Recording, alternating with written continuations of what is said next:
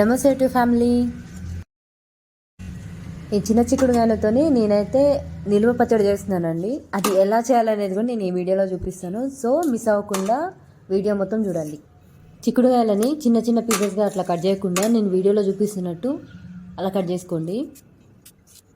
అలా కట్ చేసుకున్న తర్వాత నార్మల్గా లోపల గింజలు ఉంటాయి కదా, గింజల్ని ఆ తొక్కల్ని సపరేట్ చేసుకోండి. ఎందుకంటే లోపల పురుగులు కూడా ఉంటాయి కదా, మనం చూసుకోకుండా అలానే వేస్తే పచ్చడి అనేది వేస్ట్ అవుతుంది కాబట్టి ముందే చెప్తున్నాను. నిలువ పచ్చడి అంటే చాలా పెద్ద ప్రాసెస్ అనుకునేరు.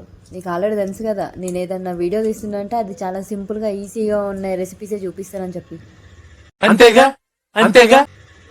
చిక్కుడుగా పచ్చడి టేస్ట్ తెలిసిన వాళ్ళకైతే నాకు తెలిసి పేరు వినగానే నోట్లో వాటర్ చేసినాలి, అంత టేస్టీగా ఉంటుంది.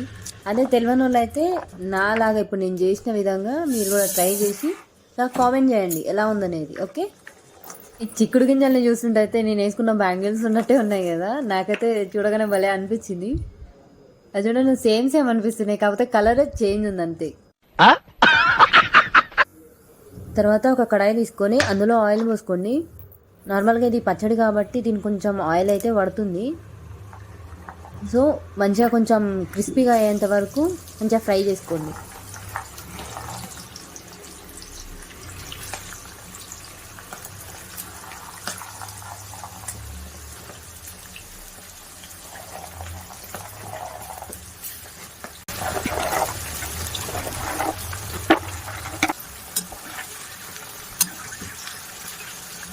వీటిని మాడిపోకుండా మంచిగా ఫ్రై చేసుకోండి. మనకి కలర్ అనేది చేంజ్ అవుతుంది, అప్పటి వరకు ఫ్రై చేసుకుంటే సరిపోతుంది. చూసారుగా కలర్ అనేవి ఎలా చేంజ్ అయినాయో. ఇలా మంచిగా క్రిస్పీగా ఫ్రై చేసుకోండి. మనకి ఆ చిక్కుడు గింజలు కూడా బఠానీలాగా ఉంటాయి, టేస్ట్ మాత్రం హైలైట్ ఉంటుంది. తర్వాత కొద్దిగా మెంతులు, జీలకర్ర, ఆవాలు వీటన్నిటిని మంచిగా ఫ్రై చేసుకొని పౌడర్ చేసుకోవాలి. వీటిని అయితే జాగ్రత్తగా ఫ్రై చేసుకోవాలండి, కొంచెం మాడినా కానీ మనకి పచ్చడి టేస్ట్ అంతా పోతుంది. నాలాగా చేయబెట్టి మాత్రం కలపకండి, ఎందుకంటే చేయితే కాలుతుంది.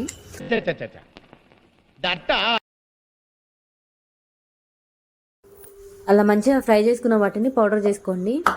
ఆ తర్వాత పొట్టు తీసిన వెల్లుల్లిపాయలు ఉంటాయి కదా, వాటిని కొన్ని రోట్లో వేసుకొని దంచుకోండి. అలా మెత్తగా దంచుకున్న తర్వాత అందులోనే కారం వేసుకోండి. అంటే ఎల్లిపాయ కారం లాగా వాటిని దంచుకొని ఆ కారాన్ని మనం పచ్చడిలో యాడ్ చేస్తాం అన్నట్టు. ఇక్కడ కారం అయితే మీరు ఎంత స్పైసీ కావాలనుకుంటున్నారో అంతా మీరు యాడ్ చేసుకుంటే సరిపోతుంది.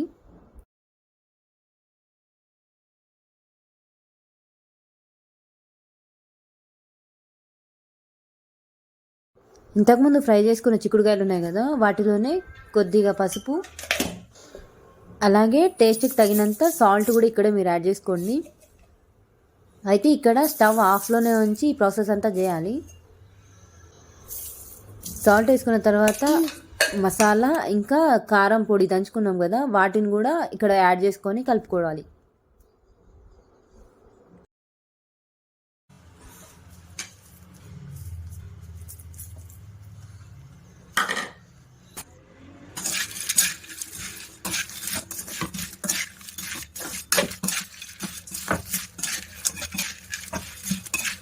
అలా బాగా కలుపుకొని చల్లనివ్వండి. చల్లారాక నేనైతే ఒక పెద్ద సైజు నిమ్మకాయనైతే రసం తీసుకొని ఆ రసమే నేను ఈ పచ్చడిలో పోసుకున్నాను. మనకి చిక్కుడుకాయ పచ్చడిలో మెయిన్ ఏంటంటే చిక్కుడుకాయలు, చిక్కుడు గింజలు మంచిగా వేగాలి. తర్వాత ఎల్లిపాయ కారం, అలాగే ఆ మసాలా, ఆ తర్వాత నిమ్మరసం, వీటిని మనం కరెక్ట్గా చూసుకున్నామంటే పచ్చడి మాత్రం చాలా అంటే చాలా బాగుంటుంది. అలా రెడీ అయిన పచ్చడిని అన్నంలోకి వేసుకొని అలా కలుపుకొని తింటుంటే నిజంగా స్వర్గమే అండి. మీరైతే ట్రై చేసి నాకైతే కామెంట్ చేయండి. మీకు కనుక ఈ వీడియో నచ్చినట్టయితే లైక్ చేయండి, అలాగే నా ఛానల్ని సబ్స్క్రైబ్ చేయండి. థ్యాంక్